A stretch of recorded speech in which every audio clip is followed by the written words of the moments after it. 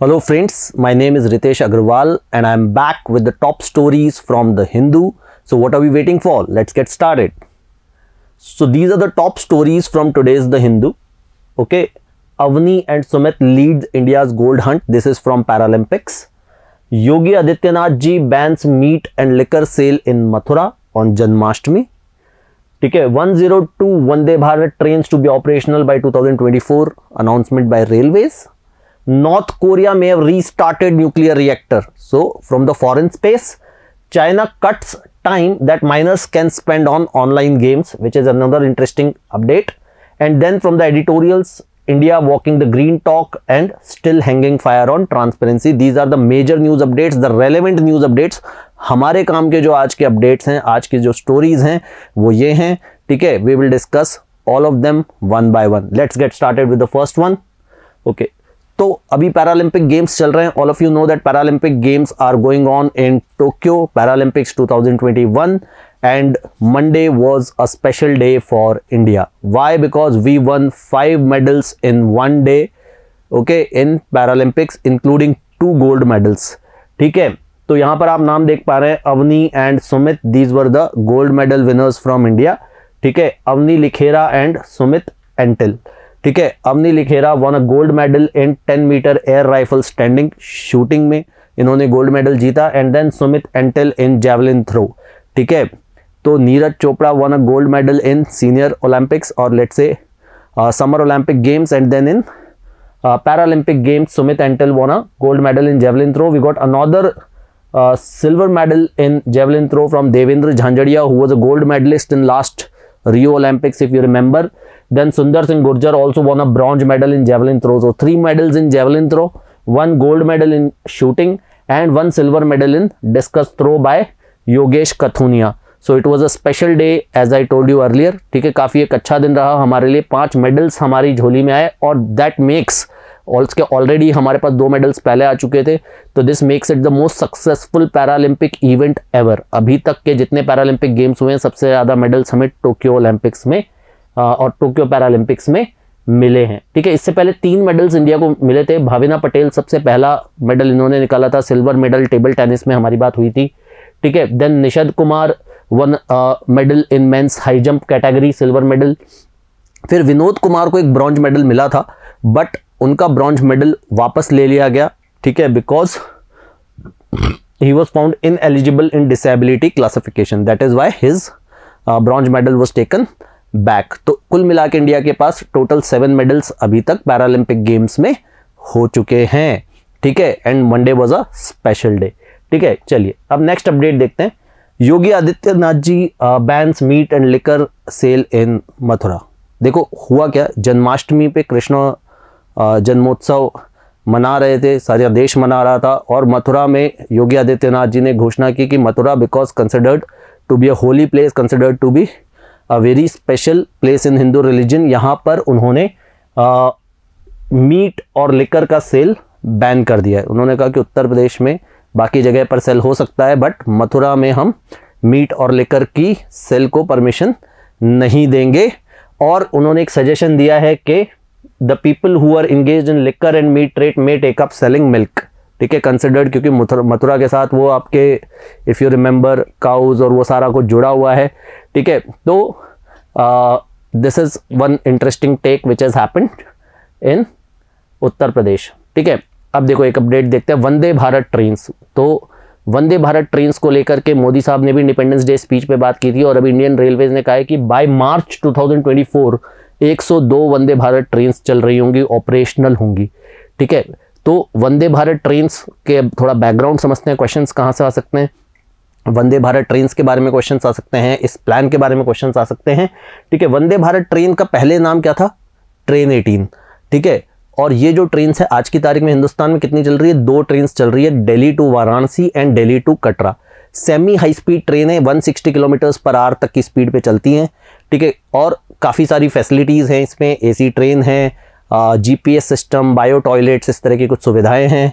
ठीक है, तो ये जो ट्रेन है इसको संख्या बढ़ाने के बाद मोदी साहब ने क्या कहा था कि 73 वीक्स में 73 ट्रेन और निकालेंगे और बाय 15 अगस्त 2023 75 ट्रेन को ऑपरेशनलाइज कर देंगे. उस नंबर को और बढ़ा के इंडियन रेलवे ने कहा कि बाय मार्च 2024 तक तो हम 102 ट्रेन चला देंगे Vande Bharat. So interesting times. ये ट्रेन बना के दी थी हमें, सबसे पहली जो ट्रेन बनी थी इंटीग्रल कोच फैक्ट्री चेन्नई ने बनाई थी। ठीक है, ये क्वेश्चन आपसे पूछा जा सकता है कि सबसे पहले वंदे भारत एक्सप्रेस को किसने डिजाइन किया था? ICF चेन्नई ने, इंटीग्रल कोच फैक्ट्री चेन्नई ने। ठीक है, तो वंदे भारत ट्रेन के बारे में हमने समझा, कहाँ कब बिगिन हुई, कौन सी, क्या इसका पहले नाम था, अभी कौन से रूट्स पे चल रही है, आगे का क्या प्लान है। तो इसे हम कहते हैं 360 डिग्री कवरेज। ठीक है, जो हम करने की कोशिश कर रहे हैं, ठीक है, आपके लिए।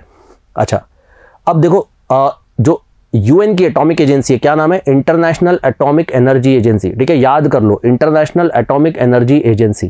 ठीक है, इन्होंने अभी एक बयान दिया कि नॉर्थ कोरिया, ठीक है, नॉर्थ कोरिया में एक न्यूक्लियर रिएक्टर रीस्टार्ट हो गया है शायद, क्योंकि ये उनकी जो मॉनिटरिंग हो रही है। देखो, नॉर्थ कोरिया के अंदर जाके तो इंस्पेक्शन अलाउड ही नहीं है। ठीक है, लेकिन बाहर से जब ये लोग जो कोशिश कर रहे हैं मॉनिटर करने की, तो इनको ये पता चला है, ऐसे क्लूज मिले हैं कि नॉर्थ कोरिया में जो बंद पड़ा न्यूक्लियर रिएक्टर था वो शायद दोबारा शुरू हो गया है। तो probably North Korea is making nuclear weapons. ठीक है, तो nuclear arm North Korea appears to have restarted its plutonium producing reactor. ठीक है, UN atomic agency IAEA has said Pyongyang is expanding its band weapons programme. तो North Korea पे multiple countries ने multiple तरह के सैंक्शंस लगा रखे हैं, but despite of all that North Korea is moving ahead with its nuclear weapons programme.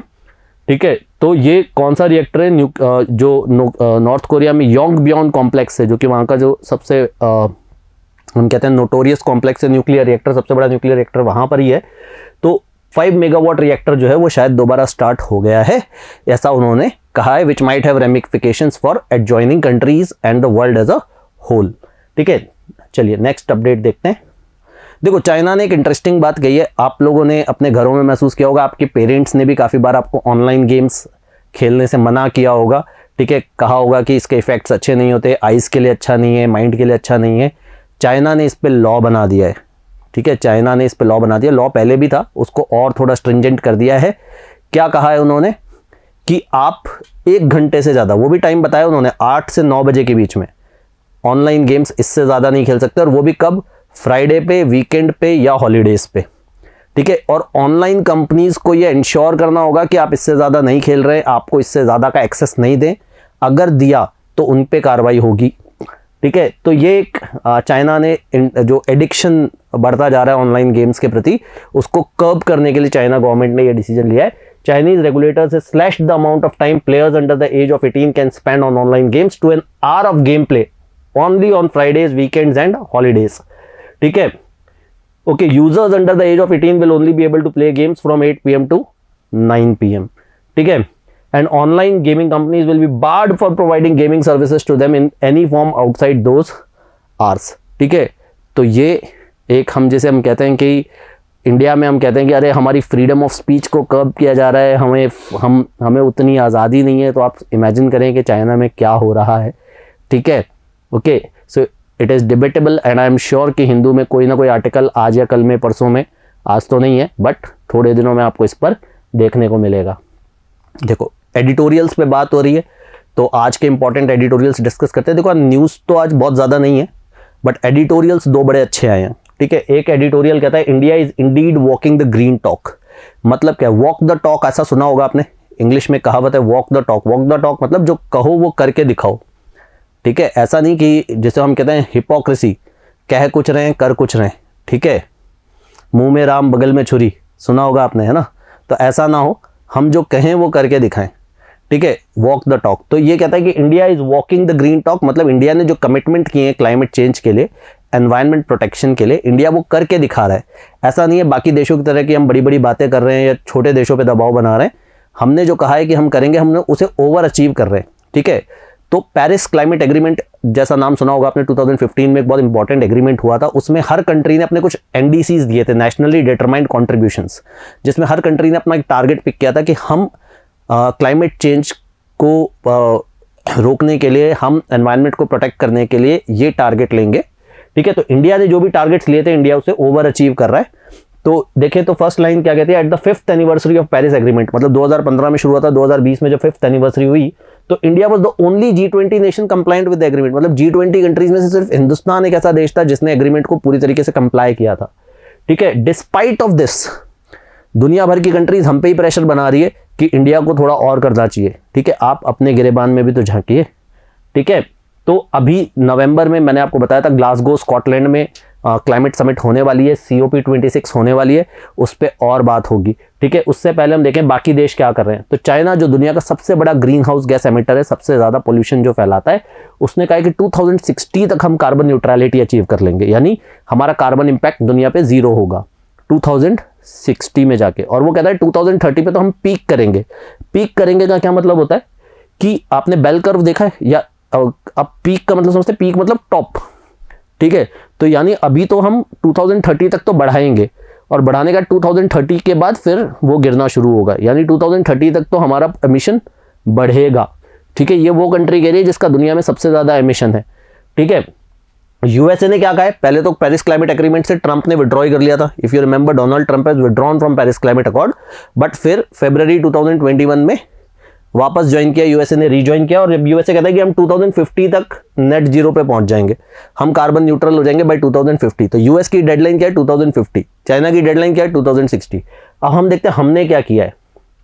हम अपने कमिटमेंट्स को ओवर अचीव कर रहे हैं। जैसा मैंने बताया, हमने क्या कमिटमेंट किया था कि 40% electric power will be from non fossil fuel based sources. हमने कहा था कि हमारे देश की 40% पावर जो है वो non fossil fuel based sources से आएगी 2030 तक। 2030 तक हमारे देश की टोटल एनर्जी जो रिक्वायरमेंट है उसका 40% हम रिन्यूएबल सोर्सेस से रेस करेंगे, और ऑलरेडी हम 38% पर हैं, और अभी 2030 में काफ़ी टाइम बाकी है, 10 साल बाकी हैं।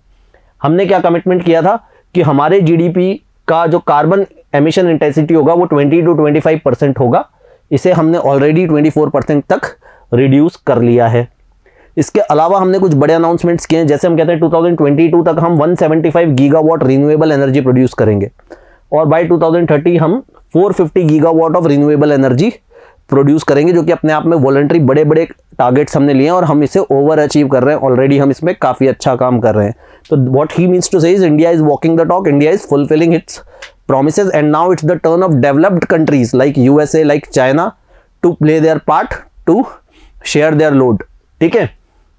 अच्छा, दूसरा आर्टिकल जो आज आया है, ये भी बड़ा इंटरेस्टिंग आर्टिकल है, still hanging fire on transparency. ये हमारे देश में पॉलिटिकल पार्टीज को जो हेजिटेशन है ट्रांसपेरेंसी को लेकर के, पॉलिटिकल पार्टीज जो हैं वो अपनी डिटेल्स डिस्क्लोज नहीं करना चाहती है, चाहे वो फाइनेंशियल्स हो, चाहे वो कैंडिडेट रिकॉर्ड हो, उसको लेकर के एक सटायर है। बड़ा इंटरेस्टिंग आर्टिकल है, आप इसके बारे में पढ़ना, ठीक है, ज़रूर पढ़ना, बड़ा इंटरेस्टिंग आर्टिकल है, आपको अच्छा लगेगा। तो ये बताता है कि अभी एक सुप्रीम कोर्ट बेंच ने रीसेंट जजमेंट दिया जिसमें उन्होंने 8 पॉलिटिकल पार्टीज को फाइन किया। क्यों? क्योंकि इन पॉलिटिकल पार्टीज ने अपने कैंडिडेट्स के क्रिमिनल रिकॉर्ड को पब्लिक नहीं किया था।